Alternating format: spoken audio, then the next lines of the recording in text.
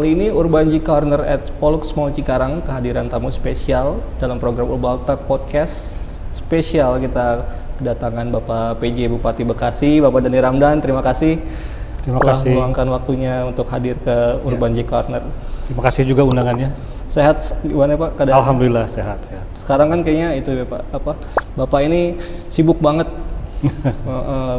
Acara dari pagi sampai malam, nggak kenal weekend itu gimana sih Pak jaga kebugarannya biar nggak gampang sakit gitu Pak?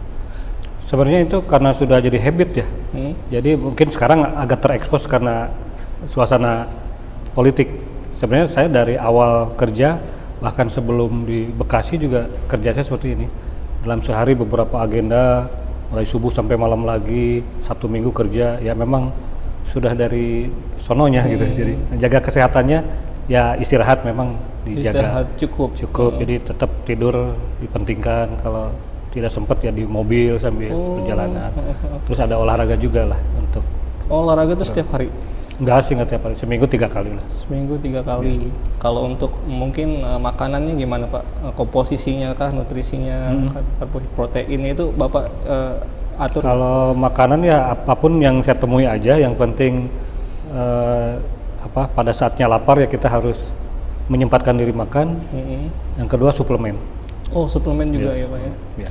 Berarti dari suplemennya, makanannya, terus di waktu perjalanan Bapak istirahat ya? Istirahat biasanya, kalau nggak harus membalas Pesan, WA ataupun pesan-pesan, komen juga di medsos gitu, ya saya istirahat tidur gitu. Komen di medsos, berarti akun medsos itu Bapak handle sendiri? Ada sebagian yang saya jawab kalau lagi sempet, kalau enggak ya ada tim juga, tapi kebanyakan kalau komen sih saya langsung. Tim itu untuk kontennya aja, pembuatan konten sekarang udah oleh tim, saya udah nggak sempat pegang lagi ya. Berarti komen-komen yang dibalas ini apa biasanya? Bapak milih atau memang karena yang pertama muncul aja? Ya kebetulan yang muncul aja, yang kebetulan bisa saya jawab, bisa saya respon, ya saya respon. Kalau yang belum bisa paling saya forward ke instansi dinas atau pejabat yang terkait untuk direspon. Oh jadi gitu tuh. Walaupun pesan kalian nggak dibalas, itu Pak Bupati lagi sibuk ya Pak ya. Kalaupun nggak dibaca gitu atau nggak dibalas, tapi di forward ya Pak ya. Di forward, mungkin apalagi kalau yang pertanyaan teknis gitu ya, menyangkut data, menyangkut kegiatan yang tidak semua saya ingat kan. Misalnya perbaikan jalan di Jalan Anu kapan, gitu kan? Ya saya tanyakan ke dinas lah, atau saya forward langsung supaya dijadikan atensi ataupun dibalas. Kita kepo nih Pak, paling banyak apa keluhan yang masuk ke Instagram Bapak? Masih infrastruktur dan loker. Oh loker? Ya loker kerja. Keluhan atau nanya loker gitu mungkin? Ya ada keluhan, ada yang nanya, intinya keluhan bahwa nyari kerja masih sulit, terus masalah percaloan. Oh iya. Seperti itu. Oke. Kita beralih ke ekonomi ya Pak ya. Ekonomi kerakyatan itu kan ditunjang oleh UMKM dan koperasi ya. Nah, kita melihat Bapak bahwa di koperasi dan UMKM ini udah merambah ke hotel dan mall Pak. Itu gimana Pak bisa membuat mereka penetrasi ke tempat-tempat yang sebenarnya mereka sulit jangkau gitu ya? Saya memang mencoba mengangkat UMKM ini sebagai fokus dari tadi, karena banyak pertanyaan loker. Asumsinya selalu kalau loker itu kerja di perusahaan, di PT. Saya kejar kan tahun-tahun pertama itu gimana supaya intervensi ke PT itu bisa maksimal. Ternyata ya tidak mudah juga, kompleksitasnya banyak. Di samping perusahaan ekonomi kita juga masih belum tumbuh ya. Tahun-tahun awal saya di sini itu pembukaan lapangan kerja yang memang terbatas, belum lagi masalah kompetensi, gap kompetensi, belum masalah hal non teknis ya, caloan lah ataupun intervensi, karena banyak sekali yang berkepentingan di ketenagakerjaan ini. Kalau itu menyangkut perusahaan ya, bukan hanya pencari kerja, tapi juga perantara-perantaranya itu tadi ya, dengan berbagai institusinya. Nah, saya lihat tapi kemudian belajar juga dari berbagai kejadian kita di tanah air dan di berbagai negara, bahwa pada akhirnya sabuk pengaman itu ada di usaha kecil, menengah, bahkan mikro gitu. Mereka daya lentingnya sangat tinggi, dalam kondisi ekonomi serendah apapun itu masih bisa menjadi ruang untuk orang mencari nafkah. Nah, dan saya lihat ternyata data-datanya dari 2,2 juta penduduk bekerja di Kabupaten Bekasi itu, ternyata yang di perusahaan itu hanya 600 sampai 800 ribu saja rata-rata. Jadi sisanya itu di luar perusahaan, artinya wirausaha. Ya, apakah itu pedagang, apakah itu jasa gitu ya, ataupun supplier dan sebagainya. Dan itu banyak skalanya di menengah kecil. Nah, sehingga kalau gitu kenapa nggak digenjot itu aja gitu, sehingga lapangan kerja bisa dijawab dengan meningkatkan kapasitas usaha dari UMKM kita.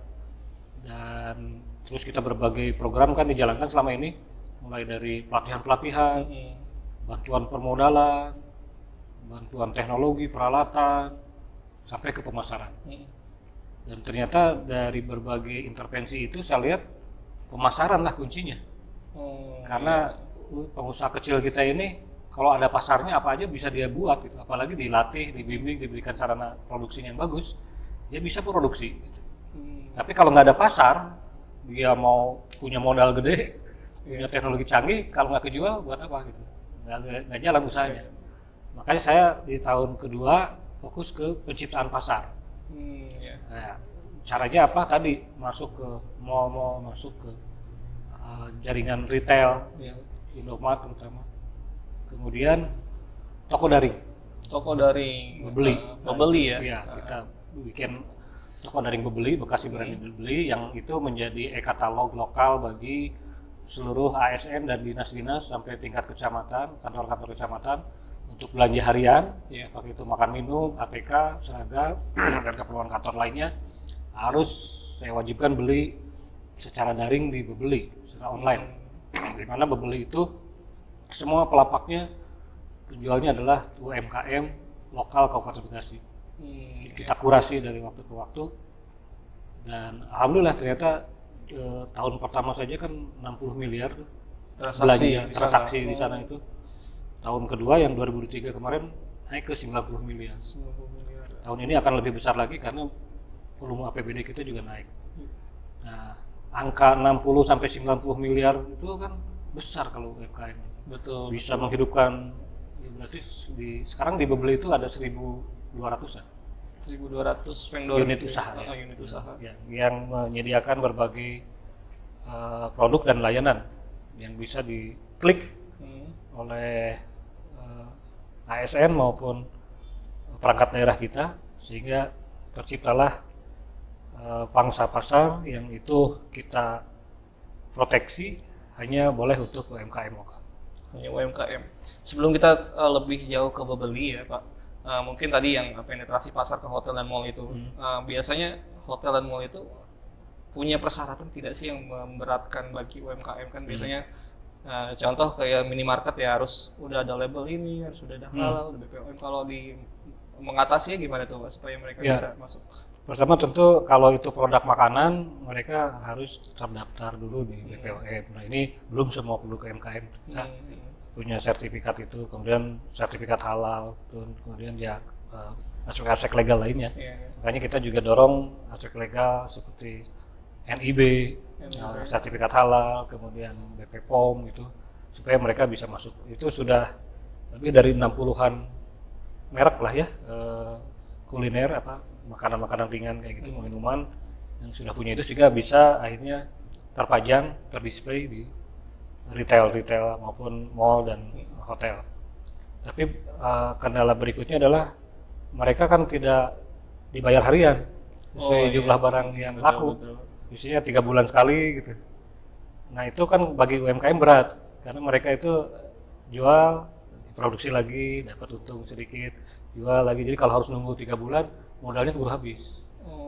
Nah ini yang kita tengahi dengan cara melibatkan koperasi. Jadi nanti koperasi yang bayar mingguannya, nggak harian juga mingguan, tapi nanti koperasi yang lagi per 3 bulannya ke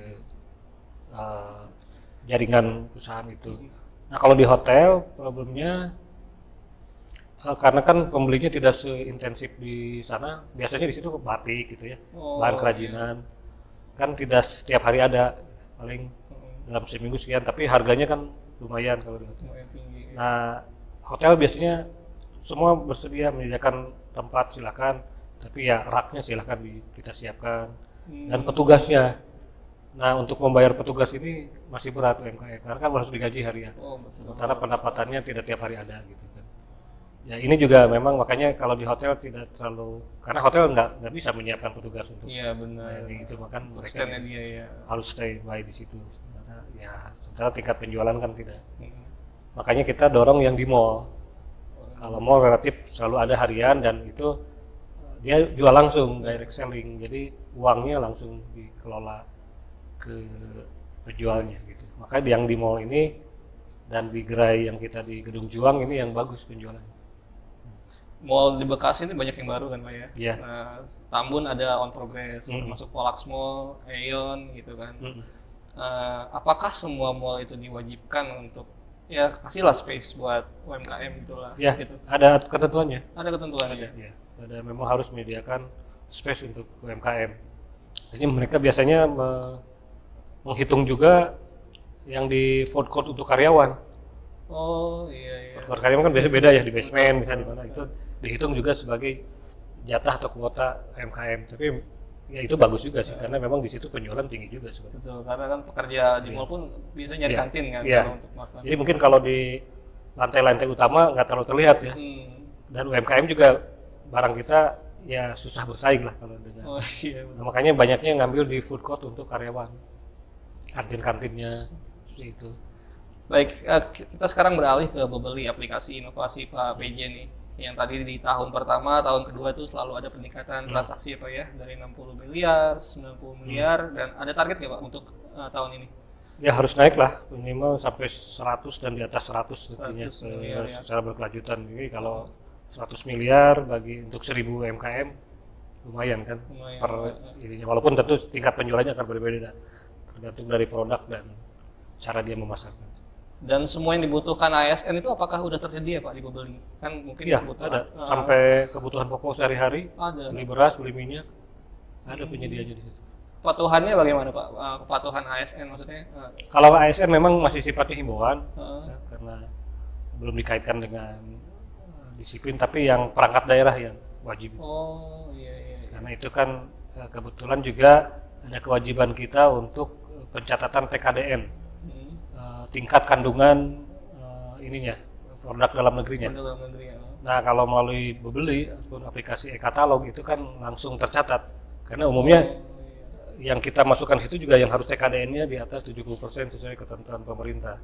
Sehingga kalau dia belinya di Bubly maka tingkat TKD-nya tinggi, nah, di atas 70%. Tapi kalau di luar Bubly, nah itu kan kita nggak bisa kendalikan dan mereka harus menginput lagi manual. Kalau beli di Bubly otomatis dicatat pelaporan sampai ke tingkat kementeriannya. Karena koperasi dan UMKM sudah pasti ya produk dalam negeri. Makanya kalau ke perangkat daerah kita wajibkan bisa, karena dikaitkan juga dengan proses komitmen kita membeli produk dalam negeri. Pak Dani, ya silakan diminum dulu. Oh iya. Keren banget berarti ya aplikasi Bubly itu ya Pak ya.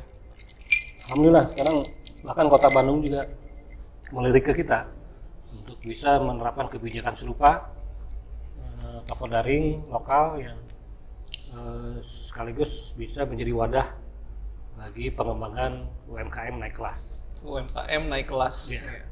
Karena memang kemarin kita berkaca dari COVID ya Pak, COVID-19 itu perekonomian perusahaan korporat yang besar itu tumbang. Justru UMKM yang lihat ketahanan itu kuat ya. Pasca COVID mereka bangkit kembali menopang perekonomian nasional. Karena mereka relatif lentur, jadi mungkin komoditas ini nggak laku, besoknya berubah gampang bagi usaha kecil. Ya, jadi dengan perusahaan kan merubah produk, mungkin butuh keputusan dan sumber daya. Bener, riset dan sebagainya, peralatan dan seterusnya, SDM. UMKM kan hanya ditopang 1-2 orang, paling banyak puluh-puluh. Dengan melihat kondisi pasar yang sangat dinamis saat ini, mereka bisa cepat geser, berubah, antisipasi, mengembangkan inovasi. Hanya memang mentalitasnya harus tahan banting. Oh iya. Itu yang butuh untuk tidak segera cepat nyerah. Termasuk itu ya Pak ya, cash flow mereka itu jangka pendek ya. Jangka pendek. Putaran uangnya ya, nggak bisa untuk. Makanya skema-skema pembiayaannya juga kita sesuaikan seperti itu, yang jangka koperasi pendek, tadi, ya. cicilan harian gitu atau mingguan. Kita kerahkan dari kita kebetulan punya bank BUMD ya, bank BJB ya. Tapi di bank-bank pemerintah lainnya juga BRI atau swasta ada juga skema-skema itu. Ya seperti tadi yang Bapak ciptakan ya, koperasi itu kayak semacam menalangi dulu ya. Atau dana talangan dari koperasi itu juga kita jadikan untuk perantara lah. Bicara koperasi Pak, banyak koperasi terutama koperasi perusahaan ya Pak ya, yang sebenarnya punya potensi ekonomi yang besar ya, asetnya juga miliaran, tetapi pasif gitu. Ya. Mungkin di Perda terbaru kemarin ada ya Pak tentang koperasi. Nah itu saya memang mengajak koperasi-koperasi karyawan yang punya omset ataupun modal, karena itu kan iuran dari anggotanya terus menerus. Betul. Sementara dia mungkin usahanya hanya simpan pinjam ataupun hanya toko kecil aja. Untuk keperluan karyawan, saya dorong tadi untuk bisa jadi perantara untuk UMKM yang produknya sudah laku jual, tetapi harus melalui pola pembiayaan yang tidak harian atau mingguan, tapi per 3 bulan. Nah, ini kita ajak ke sana gitu. Hanya memang kalau di koperasi karyawan tuh masih ada mekanisme lapor ataupun bahkan persetujuan ke manajemen perusahaan. Nah, itu yang kadang-kadang menghambat gitu. Mungkin secara internal mereka pengen mungkin beli aset apa, pengembangan Ya, Pak gitu. ya. Tapi harus ke perusahaan, karena perusahaan juga mungkin banyak pengalaman di masa lalu, koperasi karyawannya udah bagus, ekspansinya terlalu tidak terkontrol, ketika gagal ataupun bermasalah, perusahaan ikut harus menanggung akibat dari konflik karyawan dengan koperasi ini. Nah, inilah makanya kita juga bikin sistem monitoring terhadap koperasi-koperasi karyawan ini untuk memberi jaminan lah, kepastian agar manajemen tidak ragu, manajemen tidak was-was gitu dengan aktivitas koperasi karyawan yang semakin besar. Pak Deni, Pak PJ Dani maaf Pak PJ Dani ini kan terkenal dengan sifat satsetnya Pak ya. Kata Bapak tadi sebelum saya masuk di Bekasi pun sudah terbiasa dengan aktivitas yang padat kayak gitu ya. Nah, gimana sih Pak ketika Bapak masuk di Bekasi ini mengubah mentalitas ASN supaya bisa mengikuti irama kerja Bapak itu? Ya. Itu butuh berapa lama dan apa kendalanya gitu Pak? Emang tidak mudah pada awalnya, karena sudah berpuluh tahun mungkin mereka bisnis as usual, artinya ya kalau mereka ingin jalankan, kalau enggak juga nggak apa-apa kan gitu ya di masa lalu. Tapi di saat saya masuk, saya coba beri target ataupun ya target kinerja itu sampai ke perorangan. Bukan hanya selama ini kan target kinerja kita hanya pemerintah daerah. Tahun ini LPE-nya harus sekian, IPM-nya harus sekian, inflasi harus sekian. Tapi tidak diturunkan ke perdinasnya berapa. Dinas mana yang harus mempertanggungjawabkan LPE, dinas mana yang harus indeks pendidikan, indeks kemiskinan harus turun. Nah, itu tidak dijabarkan. Nah, di dinas itu kan harus banyak pejabat di situ. Di kepala dinas ada sekretaris, ada bidang. Masing-masing harus diturunkan lagi sesuai dengan kewenangan dan tupoksinya. Nah, di bawah bidang itu ada seksi, ada staf. Nah, saya diawali dengan itu dulu. Menurunkan indikator kinerjanya itu sampai ke perorangan, semua harus punya. Bahkan tukang ngetik pun ada SKP, sasaran kinerja perorangan, yang nanti di akhir bulan dilaporkan. Dan dikaitkan dengan TPP. TPP. Jadi itu yang memang banyak merubah itu adalah ketika SKP dikaitkan ke TPP, sehingga ada pembeda gitu antara pekerja yang bekerja dan mencapai sasaran kinerja dengan yang tidak. Kalau selama ini kan sama aja. Mau ngantor nggak ngantor gajinya sama. Mau rajin nggak rajin gajinya TPP-nya sama. Nah, ini yang dirubah dari situ. Dan itu yang banyak merubah perilaku pekerja, PNS khususnya. Sistemnya jadi ada dibuatkan KPI gitu ya Pak ya? KPI ya. Harus ada ini gitu ya. Dan itu dikontrol memang setiap. Awalnya saya seminggu sekali rapim. Ya saya ngontrol ke eselon 2. Eselon 2. Saya capek nggak nih? Eselon 2 silahkan ke eselon 3, 4-nya diatur masing-masing. Berjenjang jadi Pak ya? Tapi sekarang 2 minggu sekali lah, karena kayaknya kecapean juga. Terlalu ngebut Pak katanya, takut terguling, ya udah. Perlu istirahat dulu mungkin. Saya jadikan 2 minggu sekali supaya mereka juga ada waktu untuk menerjemahkannya di tingkat operasional. Jadi itu juga yang akan berpengaruh terhadap merit system gitu Pak ya? Iya, betul. Kenaikan tunjangan tadi ya Pak ya, kenaikan nanti promosi mereka ke Iya. eselon berikutnya. Nah, kita ngomong isu pembangunan sekarang Pak.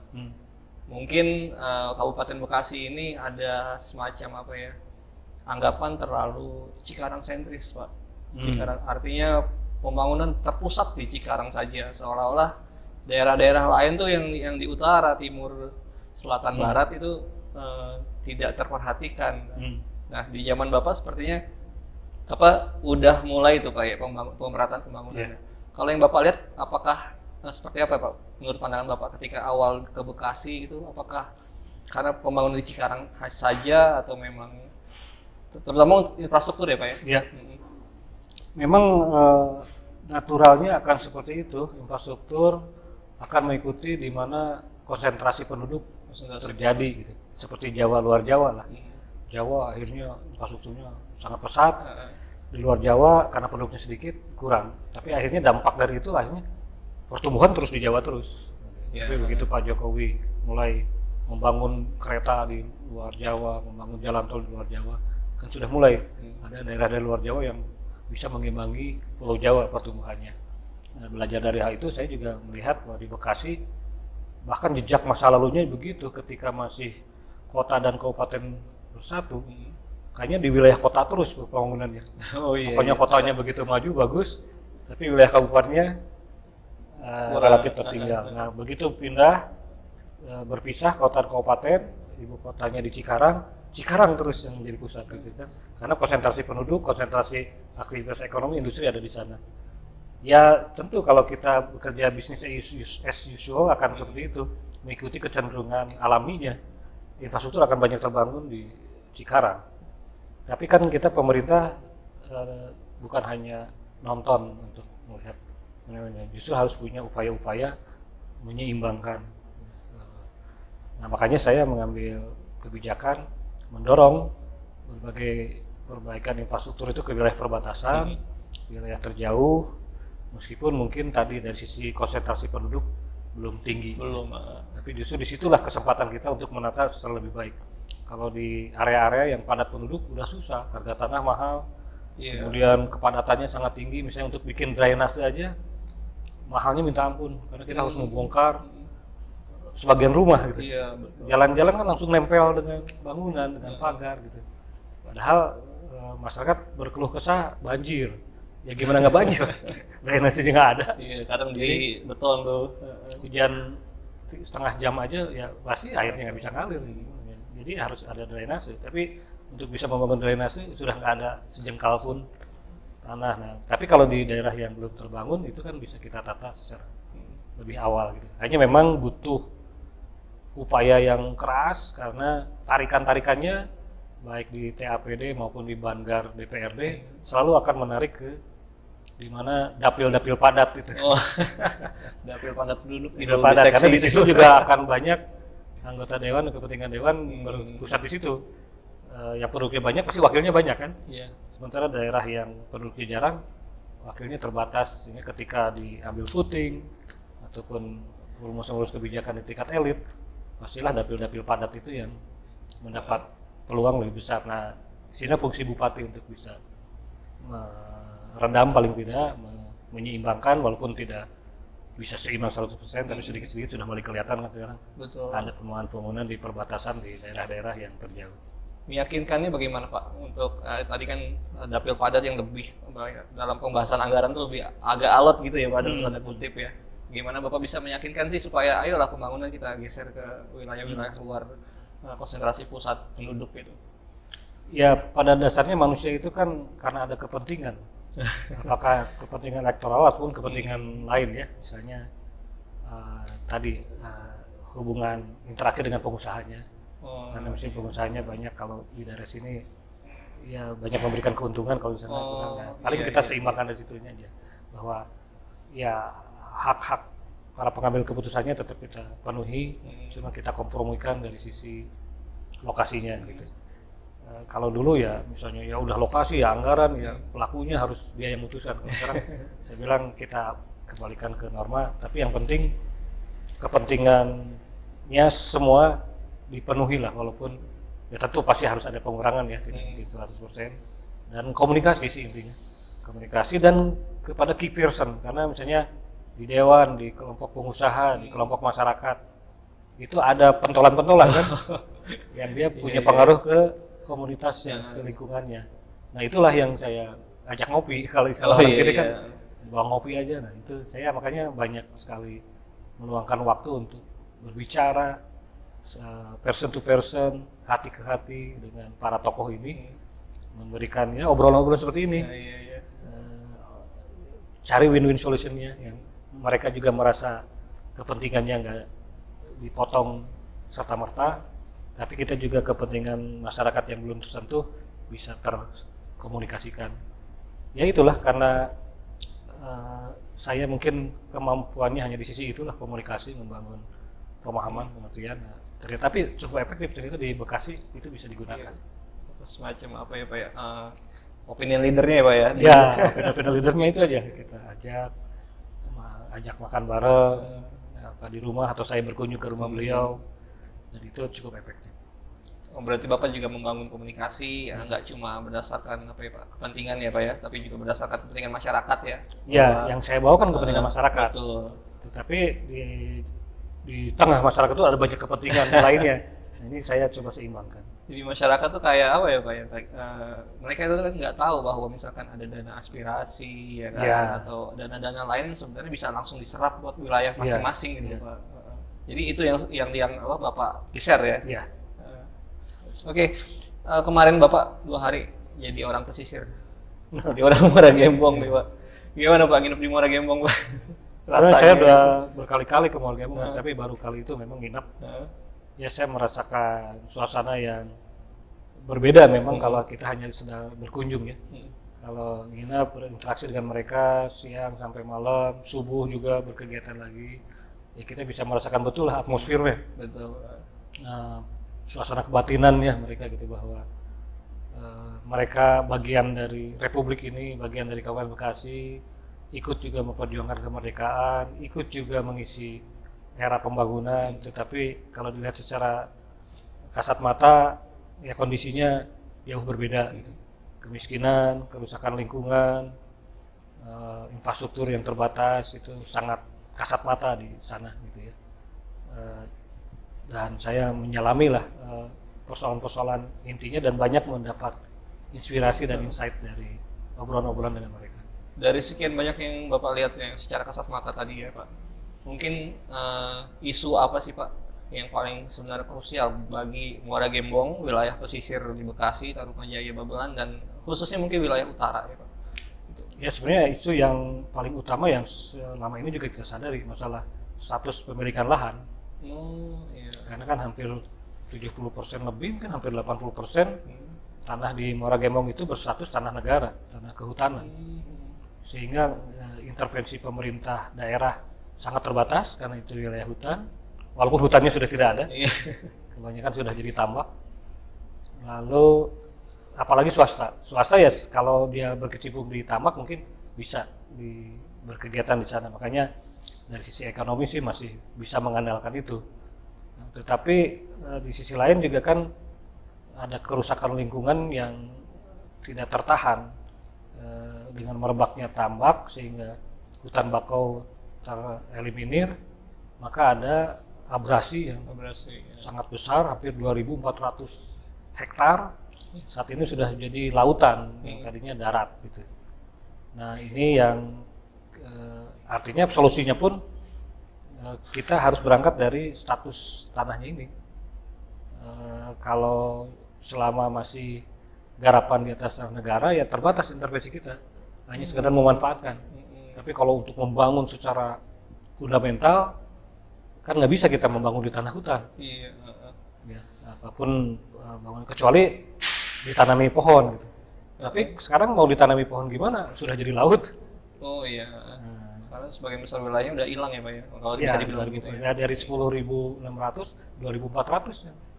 Itu udah hampir seperempatnya. Dalam kurun waktu berapa tahun Pak? 20 tahun. 10 tahun? 20 tahun.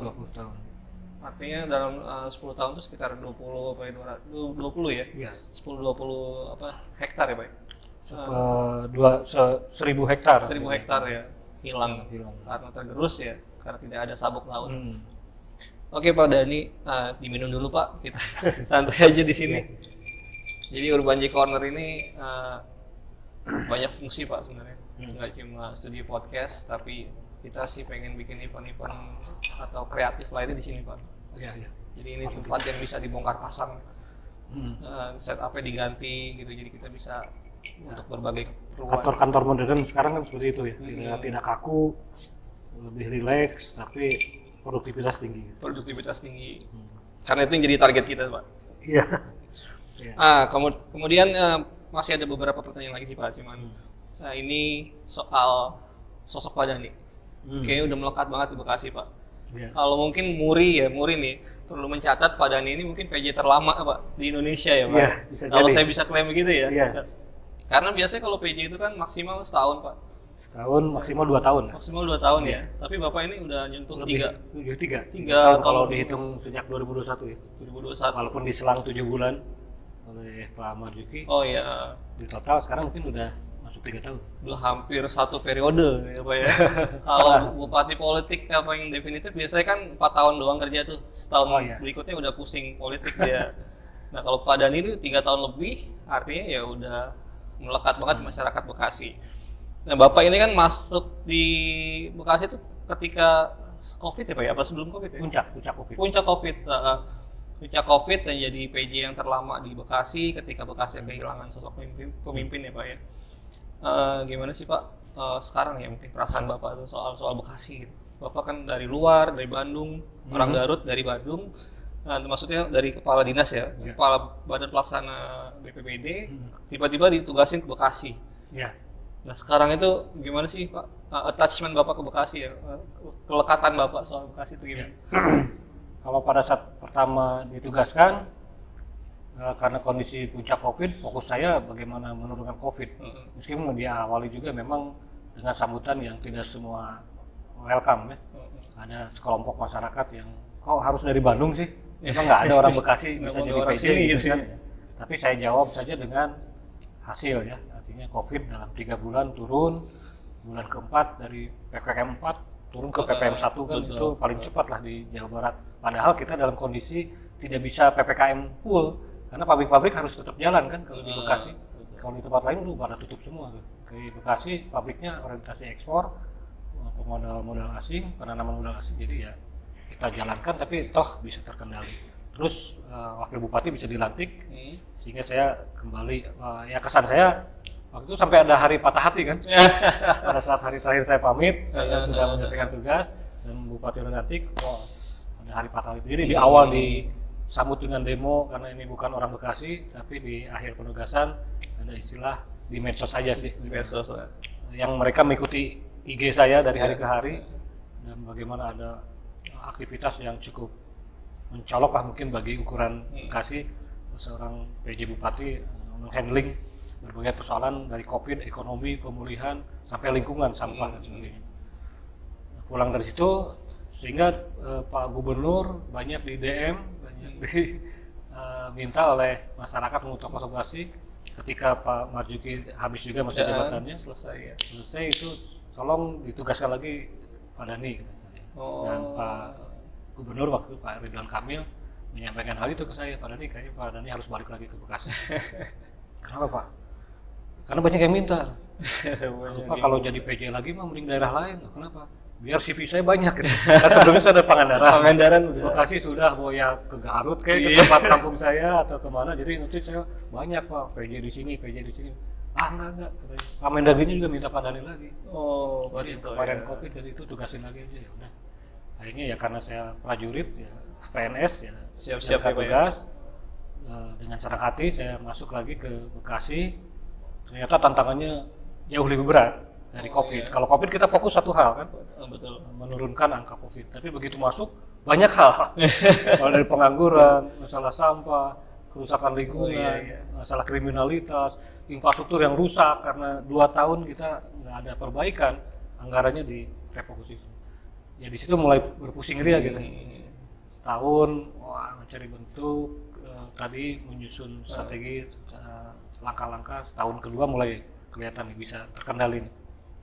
Nah, tahun ketiga ini sebenarnya sih sudah gaspol. Sudah gaspol. Sudah gaspol dan saya merasa sudah lebih nyaman, lebih in charge di sini, tune in, apapun istilahnya lah. Kira-kira Itu namanya udah jatuh cinta Pak ya?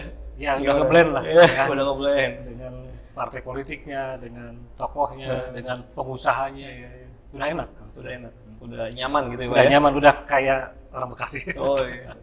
Kalau udah nyaman biasanya nggak mau pergi Pak? Nah itu soalnya. Wah, karena saya masih punya harapan karir ya di tingkat provinsi. Kemarin sempat saya ikut dulu lah seleksi untuk karir, tapi ternyata Sekretaris memang daerah ya? ya, tapi ya tadi mungkin memang dari awal sudah didoain, udah di Bekasi dulu, akhirnya saya untuk sementara ini malah diperpanjang yang ketiga kan. Yang ketiga. Dan ini rekor tadi, jadi pecahkan rekor. Iya, untuk nih perpanjangan. sepertinya harus masuk muri nih Pak Dani nih Pak. Iya bisa jadi. Iya, belum didaftarkan aja harus diusulkan nih seperti ini. Iya, iya. Penjabat bupati terlama se-Indonesia. Iya. Itu sulit dipecahkan saya rasa Pak. Iya. Rekornya. Belum Karena ada. ke depan kan nanti udah serentak semua ya Serentak pilkada. semua, mungkin ke depan nggak ada lagi Nggak istilah ada. PJ karena Iya. langsung aja. Ini perlu masuk muri Pak Dani ini. Nah, saya ingat banget Pak momen ketika ada dulu isu yang akan terpilih jadi PJ Bupati itu namanya Dani Ramdan. Kita lihat kan di Google. Dulu pernah jadi PJ Pangandaran ya Pak, 6 Iya, bulan betul. ya? 6 atau 3 bulan? 4 ya? bulan. Oh 4 bulan. Sebentar ya Pak ya? Sebentar aja. Nah, kemudian kita lihat Instagramnya dulu followernya masih dikit lah ya. Followernya sedikit. Iya. Lama-lama, sekarang udah berapa Pak? 100 ribuan? Enggak, belum. Puluhan ribu? 35. Itu gimana? HP itu kan kita aja yang dikit itu ngelihat notif aja udah pusing Pak. Gimana Bapak? Bling gitu.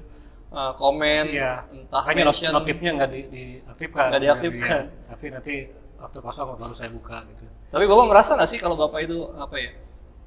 Popularitas Bapak itu meningkat di Bekasi, sosok seorang Iya. Dani Ramdan itu. Ada sih. Paling tidak orang pada nyapa Pak PJ.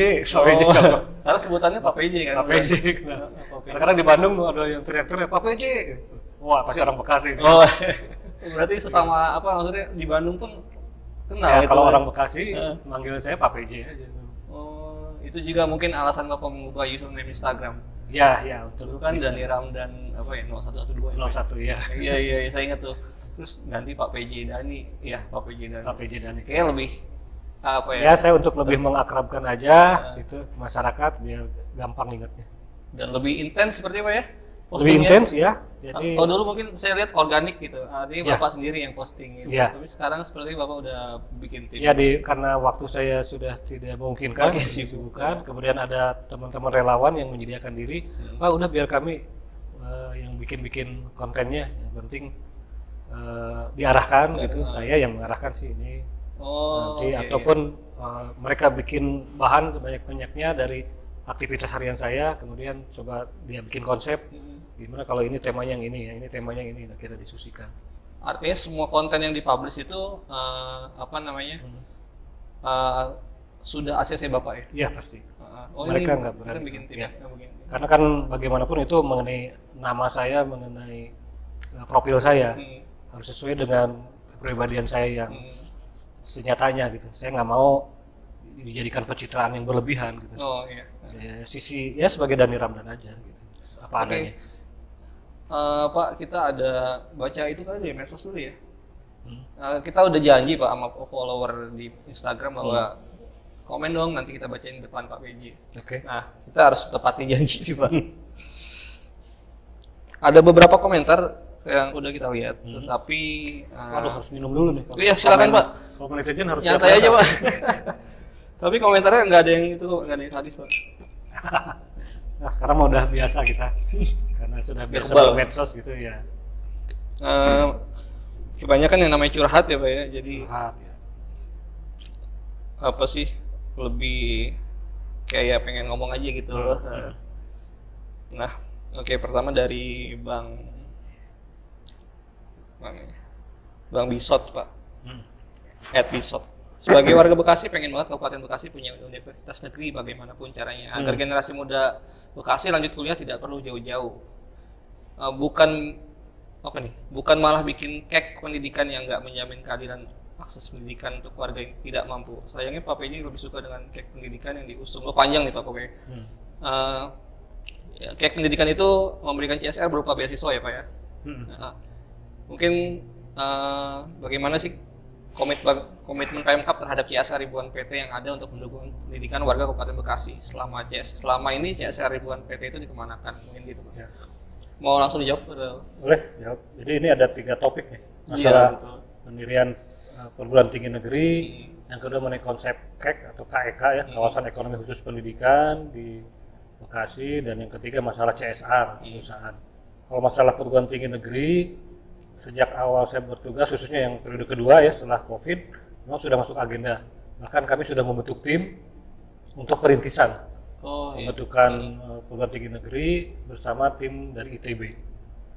Nah, alternatifnya ada 2. Kita memang bentuk dari nol, gitu, membangun kampus, rekrut SDM-nya, dosen segala macam, menerima mahasiswa. Tapi itu panjang sekali. Mungkin belum tentu 5 tahun bisa berdiri karena beda dengan bikin toko ya. Kalau bikin perguruan tinggi itu, apalagi perguruan tinggi negeri, berproses. Ada yang shortcut itu menegrikan perguruan tinggi swasta seperti di Karawang, di Cirebon, di Tasik gitu ya. Sika, Unsil dan sebagainya. Nah, ini sudah kita jejaki, semua perguruan tinggi swasta yang ada di Bekasi sudah didatangi tim, diajak dialog atau komunikasi. Namun sampai saat ini memang belum ada yang merespon secara progresif ya. Jadi masih iya tapi diundang gitu, mungkin masih mikir-mikir, nimbang-nimbang gitu ya. Nah, mungkin masih bagus lah ininya cash flow-nya. Kalau dijadikan negeri kan berarti harus dihibahkan. Nanti semua sumber dayanya gitu. Walaupun nantinya dia akan lepas gitu kan. Mungkin ya capek-capek ngerintis. Jadi memang belum ketemu nih, belum ada jodoh gitu. Tapi kita tidak berhenti, kita terus melakukan upaya-upaya itu dengan target Kabupaten Bekasi punya perguruan tinggi negeri. Itu ditargetkan ya. Target itu tetap, timnya masih tetap bekerja. Timnya tetap bekerja. Nah, yang kedua mengenai KEK pendidikan itu sebenarnya konsep dari swasta, dari kawasan, salah satu kawasan ya sebut saja lah Jababeka ya. Karena mereka melihat industri yang ada di Kabupaten Bekasi itu sudah bertransformasi menuju 4.0. Ya, jadi kalau industri padat karya kan sekarang udah hengkang ke kawasan yang dengan upah buruh yang lebih rendah. Lebih murah. Nah, di sini tuh yang bertahan di Bekasi ini industri padat modal, high tech dan high science, ilmu pengetahuan. Sehingga sangat pas kalau ekosistemnya juga dibangun menjadi kawasan ekonomi khusus pendidikan. Itu memanfaatkan industri itu sebagai sarana untuk pembelajaran, sarana untuk riset, sarana untuk pengembangan teknologi ke depan begitu. Caranya adalah mengintegrasikan lembaga pendidikan tinggi yang ada di situ dengan keberadaan industri. Jadi industri bukan hanya pusat produksi, tapi juga pusat pengetahuan, pusat praktek, pusat uji coba, pusat riset. Nah, itu sebenarnya KEK itu gitu. Ya memang ini barangkali untuk kebutuhan lokal Kabupaten Bekasi sepertinya tidak terlalu relate dengan warga yang ingin sekolah karena mereka gampang, sekolah murah gitu. Ini memang sudah di level yang berikutnya. Tapi kalau kita tidak memulai itu, ya kita akan jalan di tempat gitu. Hanya menjadi pusat-pusat pabrik biasa. Padahal seperti di Silicon Valley, awalnya itu pabrik-pabrik. Tapi ketika ada MIT dan mengintegrasikan dunia pendidikan tinggi dengan industri yang ada di Silicon Valley, maka nilai baik industrinya maupun pendidikannya sama-sama naik gitu di kelas dunia gitu. Perusahaan startup startup banyak di situ diciptakan, dan nanti pada gilirannya ekonomi kecilnya juga akan terangkat gitu. Nah, itu ya memang belum terjemah ya, belum terpahami lah oleh masyarakat. Oleh karena itu ya untuk KEK ini memang masih bersifat elitis lah. Konsep elitis, tapi kita juga itu berproses. Jangka panjang pun akan terasa dampaknya. Sekarang sudah dalam proses pengajuan rekomendasi dari gubernur sudah keluar, tinggal persetujuan dari menteri. Nah, yang ketiga masalah CSR ini memang sering ditanyakan. Jadi ribuan memang, tetapi kita belum menemukan instrumen baik di tingkat nasional maupun tingkat daerah yang bisa memaksa secara lebih kuat kewajiban dari perusahaan mengeluarkan CSR dan menyalurkannya. Kalau menyalurkan memang itu kewenangan di perusahaan masing-masing, tapi paling tidak laporannya, datanya disampaikan kepada kita dan bisa kita arahkan gitu untuk CSR berikutnya ke sini aja ya, supaya prioritasnya sinkron dengan prioritas di daerah gitu. Nah, ini kewajiban untuk data saja baru sekitar 20-30% perusahaan yang memang secara rutin melaporkan penyaluran CSR-nya. Yang lainnya ya tentu saya juga belum bisa memastikan apakah memang disalurkan tapi tidak dilaporkan atau memang belum menyalurkan. Ini ya makanya sedang kita susun regulasi yang lebih kuat yang akan mengandung sanksi yang lebih tegas bagi perusahaan yang tidak melakukan pelaporan. Tapi di sisi lain kami menyadari bahwa perusahaan juga selalu dipusingkan setiap tahun karena yang nagih CSR-nya banyak. Sementara CSR terbatas. Iya, bukan hanya pemerintah daerah, masyarakat setempat dengan organisasi setempatnya, institusi lokal dan lainnya juga banyak mengatasnamakan CSR yang merasa punya hak. Nah, itu yang membuat memang kadang-kadang perusahaan agak rigid gitu dalam hal berbagi informasi mengenai CSR. Siap. Ada beberapa mungkin nih, kalau dibacakan semua ini panjang-panjang Pak curhatannya. Nanti tim kita ngirim langsung ke Bapak ya biar Bapak bisa baca satu-satu. Tapi yang ada salah satu yang menarik ini, Pak, ayo tingkatkan literasi di Kabupaten Bekasi. Saya berharap ada program literasi sampai ke tingkat kelurahan atau bahkan RT RW, dan posyandu pun bisa jadi ruang buat memasyarakatkan literasi gitu. Ya, lembaga di masyarakat tentu bisa kita dorong, tapi sifatnya himbauan ya. Kalau diinstruksikan juga lagi-lagi kan kita nggak bisa memberikan sanksi bagi misalnya tadi posyandu harus mengembangkan literasi, taman bacaan masyarakat. Tapi yang bisa kita dorong sesuatu sekolah. Kalau di sekolah kita sudah punya program wajib baca anak gitu dalam seminggu itu, misalnya di hari Senin untuk sastra, di hari Selasa untuk ilmu pengetahuan, hari Rabu dan seterusnya, hari Kamis kitab sucinya masing-masing. Nah, tapi itu pun implementasinya tadi ya masih bukan implementasi ya, kontrolingnya apakah betul semua guru, semua sekolah sudah menjalankan itu, ini masih sedang kita jalankan sistemnya. Nah, intinya ingin membiarkan anak membaca dan menceritakan kemampuan literasi kan bukan hanya kemampuan membaca, tapi justru menangkap esensi dari bacaan, lalu menangkap informasinya dan menceritakannya lagi, menerjemahkan, menganalisisnya. Termasuk berpikir kritis ya, Pak ya. Berpikir kritis juga. Nah, itu di sekolah-sekolah sudah kita gerakan. Nah, kalau di lembaga itu masih bersifat himbauan. Karena secara nasional skor PISA di Indonesia itu kan dibilang masih rendah Pak ya. Iya. Skor PISA kita dengan negara di Eropa itu masih dalam anggapan orang kuliah di kita, mahasiswa di kita masih sama dengan SMP di sana gitu kemampuan literasinya.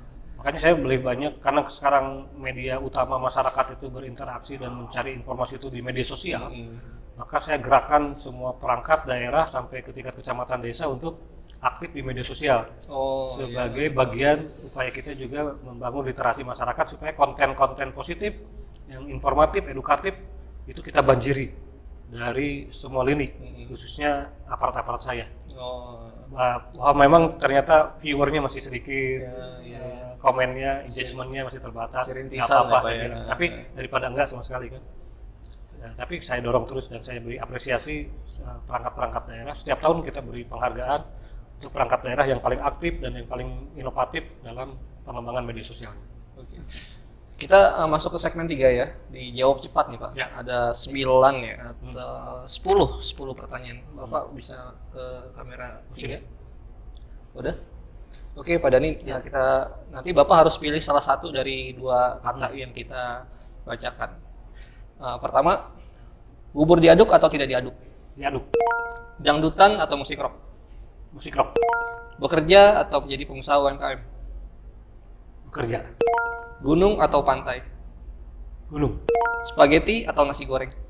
Nasi goreng. Infrastruktur atau perekonomian? Perekonomian. Pendidikan atau modal usaha? Pendidikan. Legislatif atau eksekutif? Eksekutif. Bekasi atau Garut? Bekasi. nanti atau sekarang? Sekarang. Sekarang. Oke, kita memasuki segmen akhir ya. Jadi Pak, 3 tahun Bapak membangun Bekasi dan tadi diceritakan masih banyak problem ya. Kira-kira butuh extra time nggak sih Pak? Atau mungkin bukan extra time ya kita bisa sebut ya.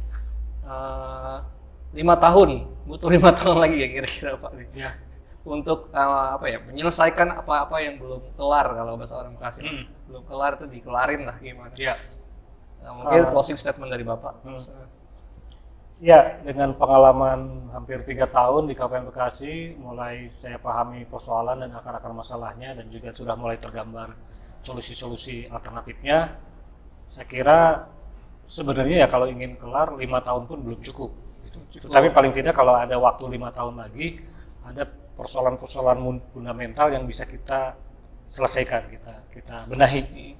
Karena membenahi Bekasi sama seperti bangsa kita juga harus mencari dulu hal-hal yang fundamental yang harus diperkuat, dibenahi, dikuatkan agar nanti ke depan siapapun yang melanjutkan itu akan ada di garis itu gitu. Udah punya dasar gitu ya. Jadi 5 tahun itu adalah bagi saya akan sangat penting kalau memang ada kesempatan itu untuk memperkuat fondasi. Karena kenapa di 3 tahun saya nggak bisa? Karena kan 3 tahun pun tidak dalam perencanaan 3 tahun. Saya dikasih waktunya setahun. Itu. Iya. Tidak ada komitmen, tidak ada kepastian, jaminan bahwa saya akan dikasih lagi setahun ke depannya. Bahkan 3 bulan diganti juga PJ banyak Bisa ya. sehingga kita hanya program-program jangka pendek yang sifatnya quick win gitu, sehingga belum menyentuh aspek-aspek fundamentalnya. Tapi kalau misalnya dikasih kontrak 5 tahun nih, aduh ini clue sepertinya. Gimana Pak kalau dikasih kontrak 5 tahun dari masyarakat ya? dari masyarakat, maka saya sudah bikin strateginya lebih fundamental, lebih sistematis, sehingga kalaupun nanti memang hanya 5 tahun tidak berlanjut, siapapun yang melanjutkan akan berjalan di rel yang itu. Tapi nanggung lah Pak ya. Kalau atau nggak lanjut gitu kan.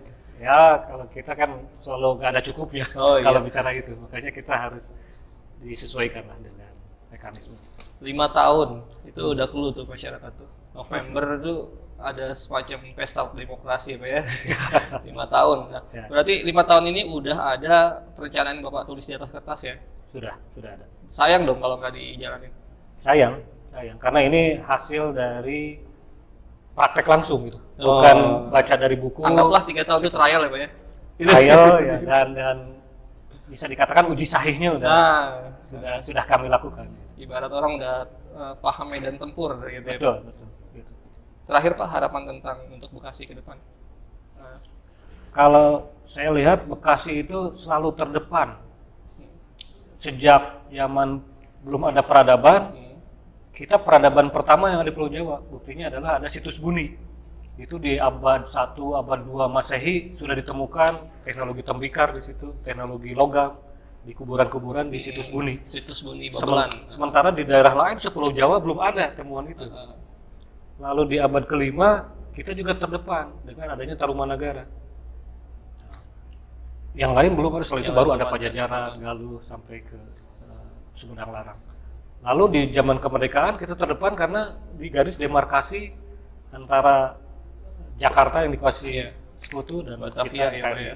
Nah di zaman pembangunan kita terdepan lagi dari sisi industri. Gitu.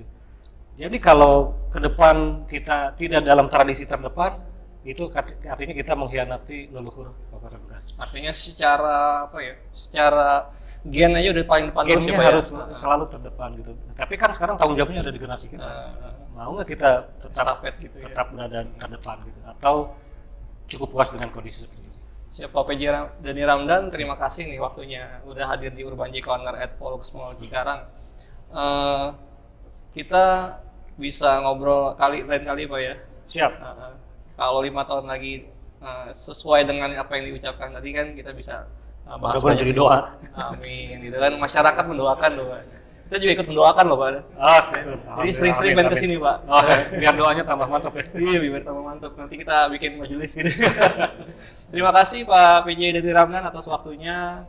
Terima kasih kepada semua penonton Urban Talk Podcast Special with PJ Bupati Bekasi Dani Ramdan. Terima kasih Pak. Ya. Oke.